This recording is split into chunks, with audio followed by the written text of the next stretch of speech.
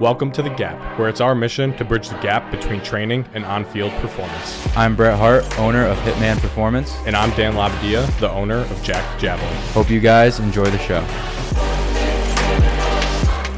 All right, on today's episode of The Gap, we are going to be talking about Yamamoto from the Dodgers and why he uses turbo javelins in his training. So we're going to be getting a little bit into the weeds of it today, talking a little bit about some statistics, and the majority of the time in the back half of this episode, we're going to be talking about Tommy John and how prevalent it is in baseball. And as a javelin thrower and coach, I've had Tommy John surgery in the past. I'm having my second elbow surgery to remove some bone spurs in a couple of weeks. So we always talk about, all right, why does Yamamoto train with javelins? How is he using it to be so effective? He just pitched 2 complete games in the NLCS and then again in the World Series, going all 9 innings, only giving up 1 run in each game, and winning both of those games 5-1 with the Dodgers coming out on top. What exactly do baseball players use javelin for? So that's what we're going to be getting into today, of why they would use it as a training device. Brett? Something that's very interesting with his use of the javelin, and what got me into the rabbit hole in the weeds of human first movement and the act of throwing, and we're going to talk about the rise of the Tommy John rates and how that's just so prevalent, is something that I caught interest in years ago, and what got me into looking at Kevin Foster stuff, Javelin Anatomy, and then something that we talked about first time we ever met was his use of the spinal engine, or being able to segment spine, like his spine. You see him doing back bridges, handstand walks, and all of that. Something that his training, I think, is really cool to see is, yeah, he uses the javelin. Throwing is throwing, that act of a violent movement. You see the similarities between on the mound versus a javelin thrower down the runway. We can let you talk about the differences between the two and just how it's benefited him. But from what I see, it is that he has a very human-first approach with his training. He's not just training as a baseball player. He's training as an elite human mover. Like we talked about, the back bridges, handstand walks, very unique style of training that I think allows him to express his natural human ability on the mound, and it doesn't have him move so rigid or so structured, and has a very unique pitching style that you do see in the Japanese style of baseball, but then he has the mixture of the Western end as well. And I think that's really cool just to see the blend and mix of two. So we can talk more about if it's actually possible for majority of pitchers to start training like this. Yeah, I mean, 2 things come to mind when you said that, and one being how Dak, who we just had on the podcast last week, he talks about how all humans are athletes, just different levels of the spectrum. And then also too about, in my opinion, what is a baseball player or a pitcher using a turbo javelin for in their training is it's some type of constraint.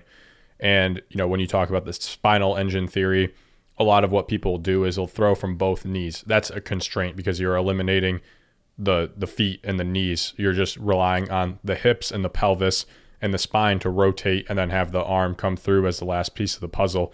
Then you look at, for someone like yourself, when you're sprinting, you're applying constraints by maybe pushing a sled or pulling a parachute or pulling a sandbag or stuff like that.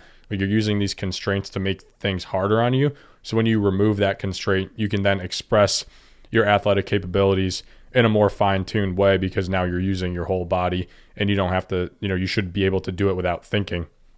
The big thing that stands out to me with when Yamamoto is using the turbo javelin is he's a lot of times using it in this bilateral rotational stance.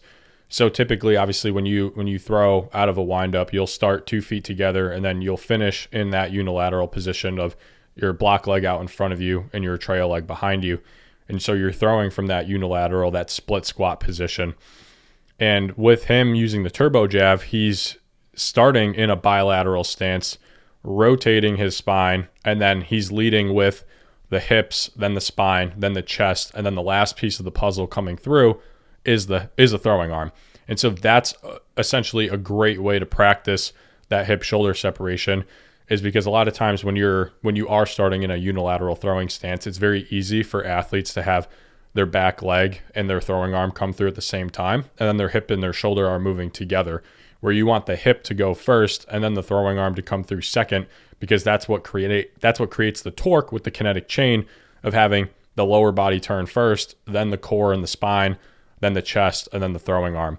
And another piece to that too is when you have a javelin or a turbo javelin in this instance, it's a lot longer of a lever than a baseball. So a lot of times you might see athletes pre-bend their throwing arm or creep their arm in when they're throwing a baseball or a shorter implement. It might be a lot easier to quote unquote muscle up and tense up because the ball is so light and it's short. Then you get something like the turbo javelin that's not only a little bit heavier, but it's longer, and it forces you to stay long with your throwing arm, which translates to better elbow health because now you're allowing the chest to power the throw and the hips to power the throw, the lower body especially. So with that being said, when you are in that rotational position, you have to throw over the top. And what happens is when you're a pitcher, you're essentially on the mound and you're throwing downwards. And so in javelin, when we see people pulling down, that is a direct sign of not only tanking the flight of the javelin, but putting a ton of stress on the throwing arm, because instead of lofting it up and using that chest to power the throw, you're now using your wrist to pull down, and it tanks the flight of the javelin down. So obviously as a pitcher, you need to throw at a downward angle, but that downward angle is going to be a little bit more directly correlated to elbow issues than throwing at a long toss, right? You don't hear many people blowing out their UCL long tossing. It's from pitching. And so that lower angle creates more velocity because you're going downwards rather than upwards. So with this balance of him being in that bilateral stance and being rotational and then throwing over the top, he's not pulling down. So he's using the hips and the spine and the pelvis to lead the throw, and then he's throwing at a higher angle with the turbo javelin rather than trying to force the velocity. That's why even in our training, when we test with a radar gun, if we're doing a plyo ball throw, like we'll get up to 2 kilogram plyo ball throw with the radar gun, and we always try to throw it lower, because when you throw it lower, you're going to have more velocity on it, just to, boost the stats a little bit, obviously.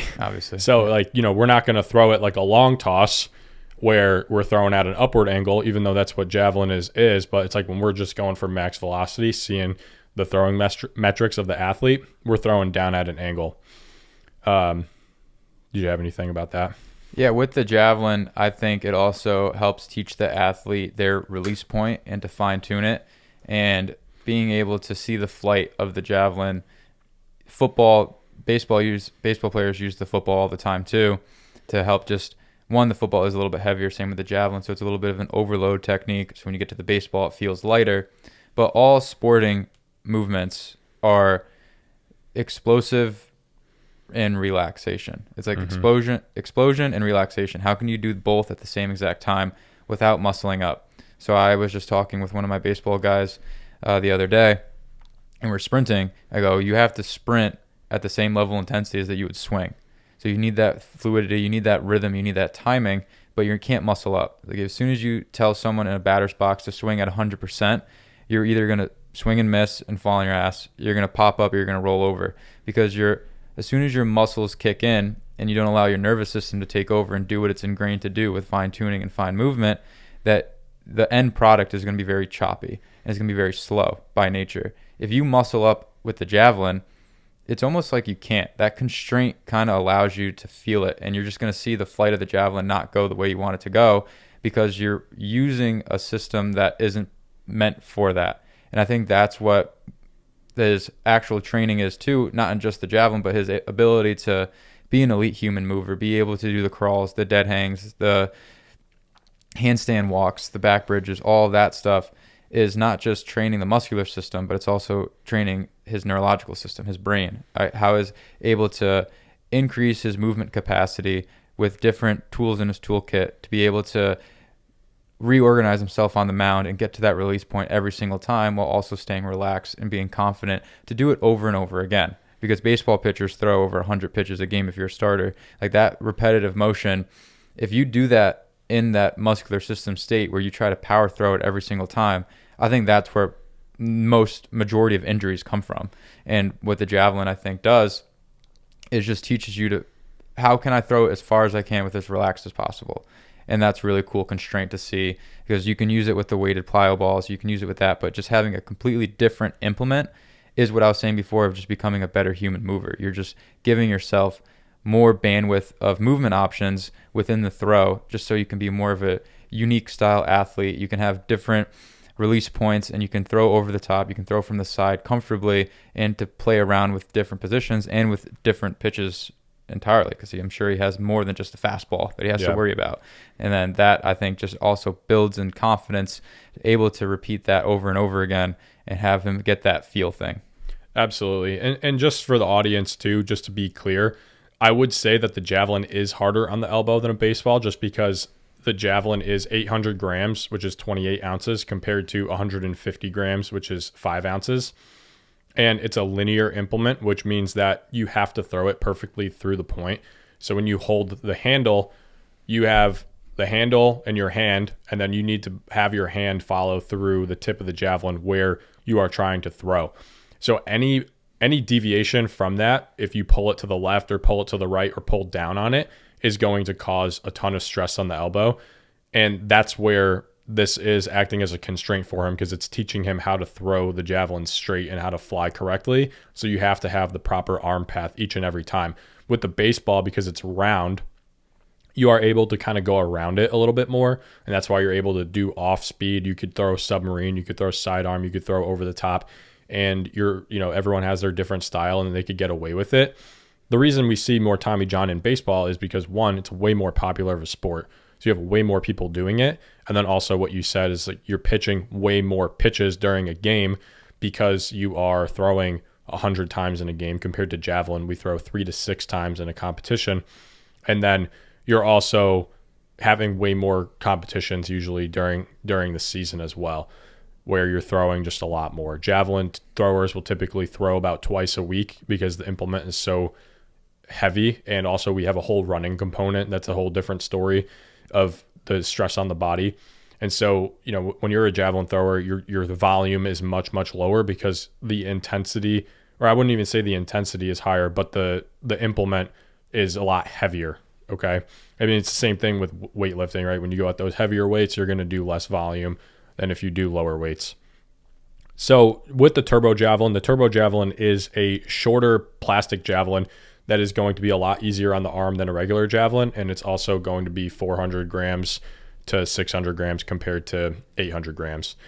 And so the reason that Yamamoto may find elbow pain relief is because that biggest thing is going to be him forcing himself to keep his arm longer in the back and then be able to move the hips forward and use the kinetic chain a little bit more effectively than, like you said, than if you were to muscle up and rush the process. Going into here, I have some statistics came up with Tommy John, for example.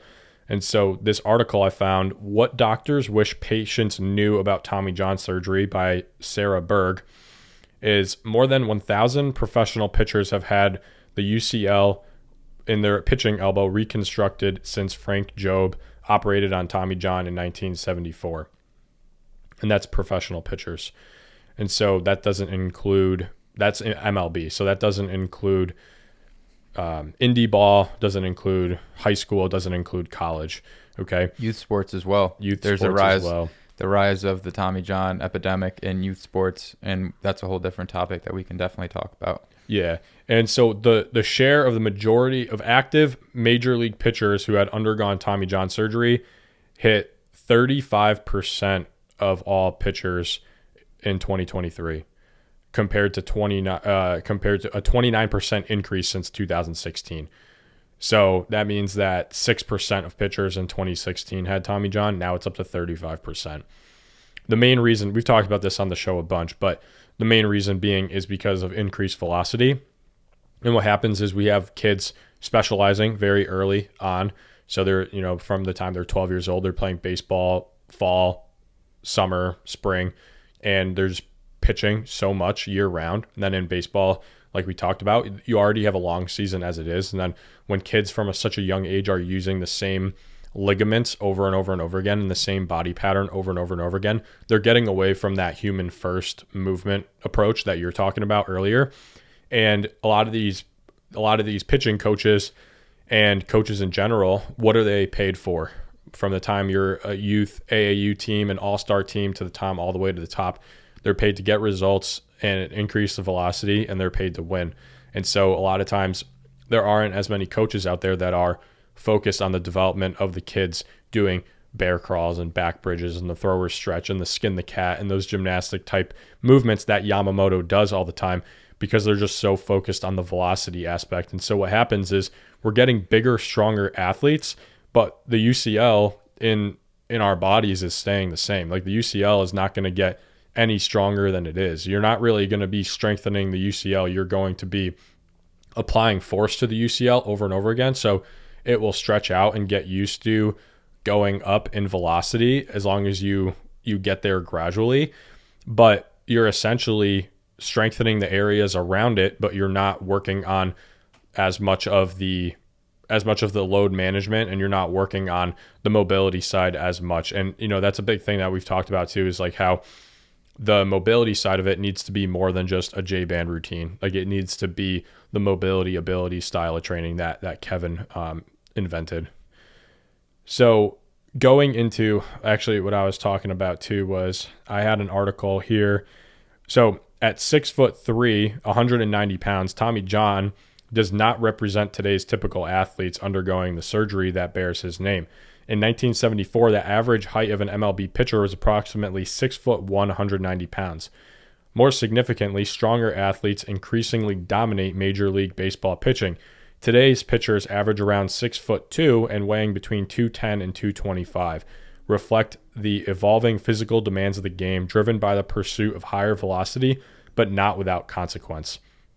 And so we talk about that a ton, right? When we talk about bridging the gap between training and on-field performance, we could train all we want and get the athletes to be bigger and stronger and faster, but if they're not in tune with that neurological side, they're not in tune with the mobility side of things, they're not in tune with as much of the technique, then that's where you're going to get bigger, faster, stronger, but you will come with a lot more injuries because you're putting so much more force into the body. Something I think that should note is Yamamoto is 5'10". So even he's listed at 5'10". He's listed at 5'10", so that's realistically probably 5'8", like how they do the stats. So that just goes to show, bigger, faster, stronger at what cost? Is because he is an undersized pitcher by the statistics you just mentioned, and he's still able to dominate at a higher level. And I think that is just because of what I was saying before with his ability to move his body, the human first approach, and not worried so much about the outputs of strength conditioning that traditionally is rewarded for. And that's what you're saying before with the youth sports, and everything is velocity cells. You have 14, 15, 16-year-old kids in December doing run and gun pull down PRs with a radar gun, and they've worked out maybe twice in 3 months.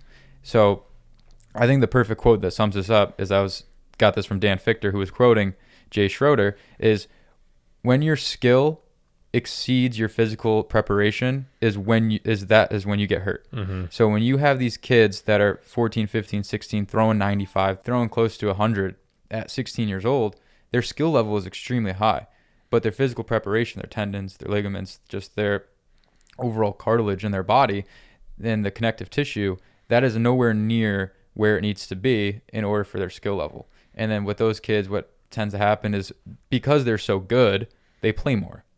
The higher skill level, like you never hear these injuries of guys throwing 72 that are 18 that are just playing one season year round. They're just playing spring ball for the high school. They don't have Tommy John because they obviously just don't have high enough outputs. Their skill level isn't that high, so their physical preparation can be lower.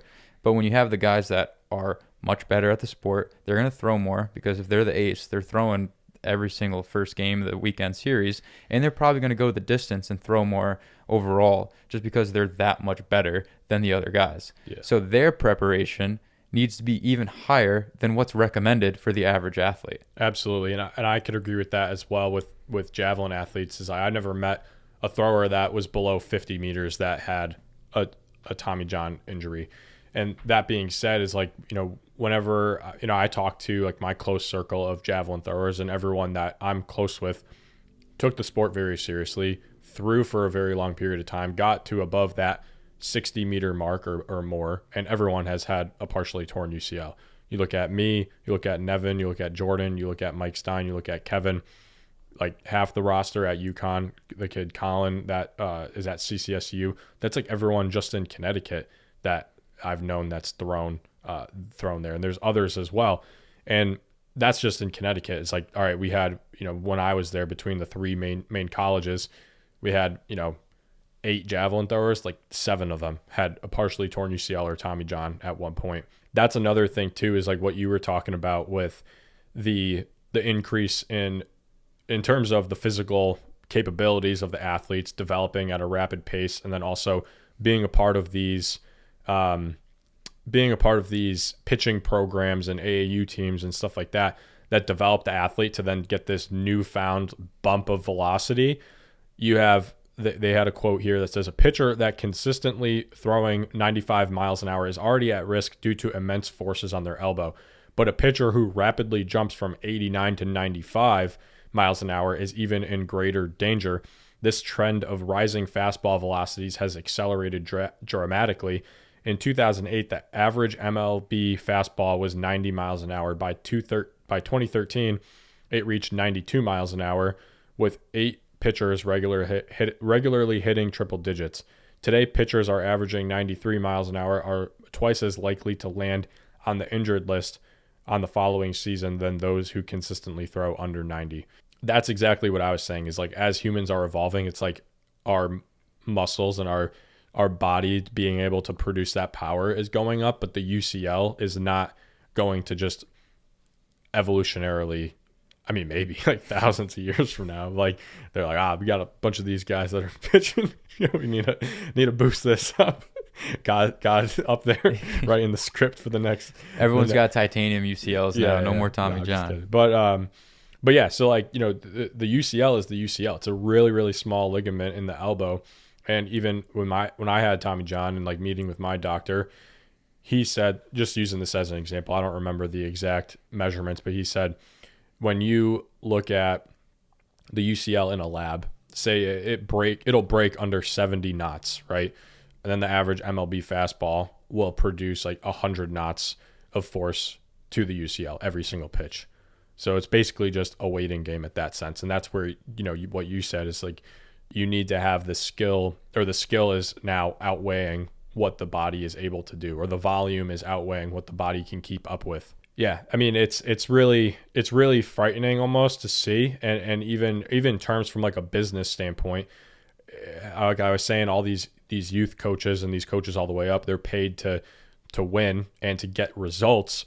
But then you see when these kids get hurt, what happens is now their best players are getting hurt and they're being sidelined. And so they had another quote here that says, in 2023, more professional pitchers underwent Tommy John surgery than the entire 1990s combined. Okay, so you have 1 year in 2023 made up more surgeries than an entire decade, highlighting a profound shift in the demands of baseball. In 2022, Major League Baseball reported 427 pitchers on the injured list, resulting in 30,728 lost days and $486 million spent on sideline players. I mean, I don't know what other statistics are going to be out there to tell these coaches that we got to shift the travel baseball organization or travel sports in general, because these injury rates are going up across the board in all sports. It's not just baseball, but baseball is very easy to tell with a pitcher having to throw all the time and seeing what their UCL is. We had Dak on talking about the minimal effective dose, and I think majority of baseball players still train like this, is that they're trying to do as least amount as possible in order to just play their sport. Because they're already so skilled, they're saying, why do I need to work that hard because I'm already this good? And then that's when I was saying before, is that gap gets bigger as your skill increases and your physical preparation is down here. And then I worked in baseball facilities. The things that sell are the pitching programs, are the hitting programs, are the teams. Like, trying to get parents to convince them that they need physical preparation inside the weight room is much harder, because it's a lot harder to see the metrics that matter on the field. Is that what they say? We're not tracking fastball velocity in the weight room. We're tracking if they can hold a split squat isometric for 2 minutes or 3 minutes, if they can't even do it for 10 seconds. Like, you got guys throwing 150 pitches plus in bullpen settings with running guns and plyo balls and doing all this water bag shit that is working on stability, but then they come in the weight room, they can't do 5 chin-ups. And so that's where the biggest disconnect is with people, because that isn't directly translated to what they see. Every sport is output driven and data driven of what they want and what's shiny and what's alluring. And that is fastball velocity, that is 60-yard dash time, that is exit velocity off the bat. And then so when you train those things, I just need to do more of the skill work in order to get better at the sport. But then that gap increases, and then the injuries are bound to happen. And it is almost just, it's extremely predictable at this point of where it's trending, as you said, of what the statistics are, and then what I see on a day-to-day basis and what I've seen before the past 5 years. It's like these kids are really freaking good at baseball now. Like Northeast has some dogs, and they still get hurt. It's not much you can do because they're just playing 9 months out of the year. And like, granted, they probably would get hurt a lot sooner if they were down south because they'd throw more. These kids are just addicted to baseball because you get the results, you get the feel. It's all about the reps and reps and reps, throwing off the mound, throwing flat grounds, doing long toss. All of that extra work is always glorified in the baseball world. And I lived it. I know it. I've done it. I've coached it. And what isn't glorified is bear crawling for 5 minutes, dead hanging, split squat isos, back bridges, mobility. That stuff is still on the rise. And I think that's helping with what we're doing, with what we're putting out on social media. But I still don't think that is going to be the hardcore selling point for a lot of these organizations that deem themselves as the best program in Connecticut or New England, because they just keep winning. And when the kid gets hurt, they just get another kid in. Like, it's a business, and that's how you got to look at it. You got to find someone that's looking to physically develop you so you're good when you get to college. Like, you shouldn't care how good you are at 14. Yeah, I think that's the interesting thing with social media is that in our realm, we think something simple like the back bridge or doing a split squat iso and being able to do that before you get into some of these extreme positions when you're throwing at full speed and throwing a long period of time and throwing max effort. We think that that's like, you should just know that. But you realize how much, my 45,000 followers and your 150,000 followers, like that is such a small number compared to the amount of coaches out there who aren't on social media, who don't care about the strength and conditioning, who aren't educated in that stuff. And I mean, I think that that's just part of, it's getting better as time progresses and stuff, but it just goes to show too that even for me, like, don't skip over that stuff with your athletes ever, because you think, oh, I post about this stuff every day. These kids follow me. They see it. They don't. And they're not doing that. They're not doing that stuff on their own like I was after my Tommy John surgery, and then a lot of times that's the case too, is you learn, like me, from falling flat on your face, and then you start making the change. Just for those of you who do not know how Tommy John surgery is performed, I went into this on our episode with Dak. He's getting a lot of mention today. Shout out Dak. I mean, he's a Tommy John speedrun guy. So. Yeah, I know.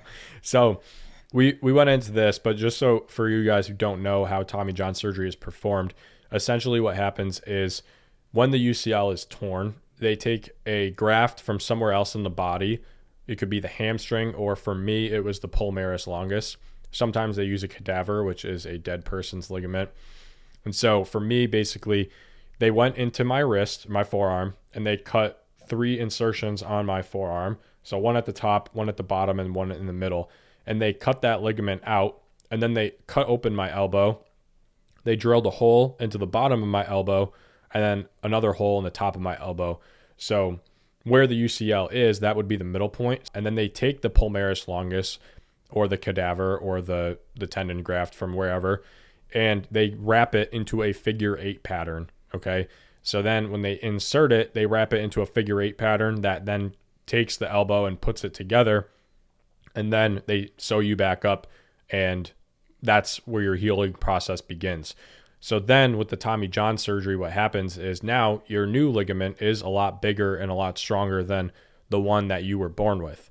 Okay, because the UCL is a very, very small ligament. And then now you're getting this big, beefy tendon graft that's put into your elbow that's wrapped around 3 times. So it's actually a lot bigger and a lot stronger, which is why a lot of times people will return to throw a little bit better than what they were before Tommy John. But it's not just because of the Tommy John surgery. A lot of times it's because of people like me who reflected on where they went wrong and actually made the change to get better. That being said, the average recovery time is about 12 to 15 months, which is a lot longer than a lot of other injuries, like, an ACL, I think is like 9 to 12 months or something like that.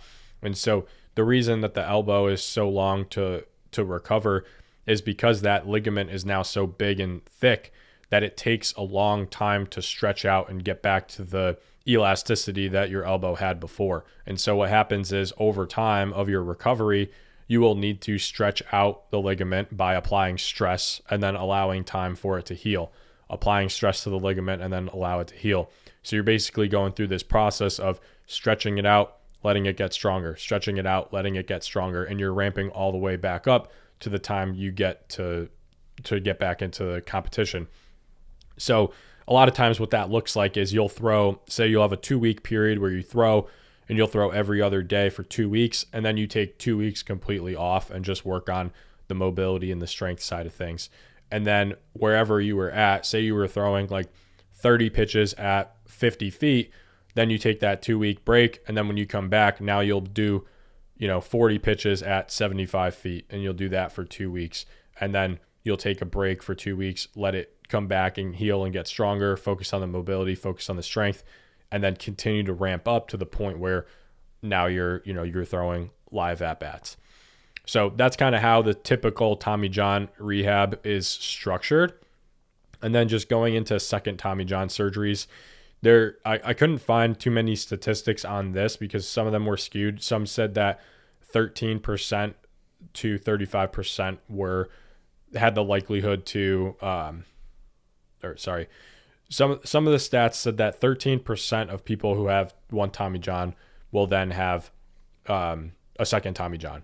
And then out of those people that have the second Tommy John, they do not see the same results as the first time around. So when you have that first time around, you will most likely return to the same level of play, if not better. The second Tommy John, you're a lot of times going to drop off, and a lot more of those people that get that second Tommy John never see the field again or get cut from their team. And a lot of times that's due to a couple different things, right? Like they're later on in their career when it happens. So then, players or coaches look at that and say, hey, you had 2 Tommy Johns, like we're not going to give you a big contract. And, if they're already like deep into their 30s at that point, it tends to be a career ending injury versus someone who has it in their 20s and still has a decade left to play. So you see a lot of times that first Tommy John come back a lot stronger. Second Tommy John, much, much harder to come back from. And then that, instead of that 12 to 15 months, now the second Tommy John is like a 21 to 24 month recovery, which that complicates things even more, especially if you're past the age of 35. You got a 2-year recovery. You're going to be 37 when you come back. Like at that point, you're starting to go downhill. So you're very, very unlikely to return to your former self at that point. It all makes sense to me. And I think what young kids should understand is what actually happens with the surgery. Like what you and Dak were talking about, and then what you were mentioning before, is the way you guys said it and laid it out. And for me, it's just a surgery in my head when I first thought about it. But what you're actually doing and changing your body and what is in your elbow and physically having somebody go in there to rip it out and tie it all up and figure eight it and whatever the hell goes on in there, your training needs to replicate the severity of the injury. And I think a lot of people don't understand the severity of it. I think it's just one of those common things. Oh, Tommy John, yeah, that's baseball. You get it. It's becoming such a common injury and occurrence that people are almost expecting it to happen. And I think having that mental shift of this is what's actually going to happen when I get the surgery and what the recovery process should look like your training, what we were talking about before, needs to exceed the demands of the sport and should exceed the demands of the actual surgery, especially from a rehab sense. And then you should be doing anything you can to level up yourself when your arm's out of commission. Like, don't just sit around for 8 months thinking your arm's going to be great. Like, you got hurt for a reason. And I think that's where the PIPES acronym comes into making it more of a holistic approach of seeing where you're at mentally, physically, spiritually, emotionally, like intellectually, how smart you are, and then figuring out what it is that caused you to get hurt, working on that, and then continuing to work on it so you make sure it doesn't happen again, because it's essentially a death sentence if you get a second Tommy John. It's like you're essentially never going to play again. And for people to have that, that's potentially millions of dollars, like millions, if you're at that level. And you're telling me you can't spend the extra time to research on it and to feel it and to actually understand what it is to that goes in with the surgery and what your body needs to do physically and mentally to level up. You're telling me that's not worth the potential millions of dollars that could be lost down the road if you were to happen to get that same injury. And I think that is where it's becoming so normalized, like the ACL stuff too. It's just the return to play process and the protocol needs to be reworked entirely, because kids aren't getting that resilience and mental fortitude or toughness or that approach towards the training, that holistic style approach. They're getting the 1980s Connecticut orthopedic PT program where they're doing dead bugs, bird dogs, and band rows. Like, that's not going to help. And I think seeing athletes take really good care of themselves, like Paul Skeens, we talked about his warm-up routine, Yamamoto talking about his general physical preparation and his warm-up routine, like having athletes understand, like, this is what it takes to have a potential multi-million-dollar arm and to sustain it. Like, it is not just something you have. And I think that is a drawback of the kids that are early specialization and really good at the skill, because they never learned that hard work preparation phase. Their skill level is just always so high. And like, what happens when you just take that away? Like, now you're behind the eight ball, really trying to work and catch up. When the last 10 years, if you're 14, you get drafted at 24 and you're relying on your skill solely and you get hurt because you're just jacked up as soon as you get the spring ball, what's going to happen? You're essentially restarting with no form or context of what physical preparation looks like, or how to train or how to recover. Your training age is low at that point when it should be pretty high. Like, Vladdy Guerrero didn't work out once before he got to the league. That's crazy to me. He didn't work out. His dad was there too. Yeah, but the old school approach was always flexibility and skill work. Like, that's all they did. Core, forearms. Like, this is textbook baseball with forearms, core, and skill. Yeah, that was it. Well, that's what I've talked about a ton, is how when I have my athletes, when they're starting to get to 22, 23, we're starting to scale back the weight room a little bit more, because my guys are already so strong by the time they hit that age that them going from a 385 bench press to a 425 bench press is going to take years and just so much time and effort and energy that it's almost not even worth it. At that point, we start doing more of the drop catch and the rebounding effect type movements for the bench press to be able to do a little bit more of that force absorption and force production, which is really good for overhead athletes as well. And that's where, a lot of baseball players are in the polar opposite, where it's like, if they get to the point where they're in the league now and they have such a low training age in terms of the weight room and they do get hurt, like you said, it's like now they are starting from scratch and trying to figure that out in their mid-20s, when you should already have that process dialed in by then.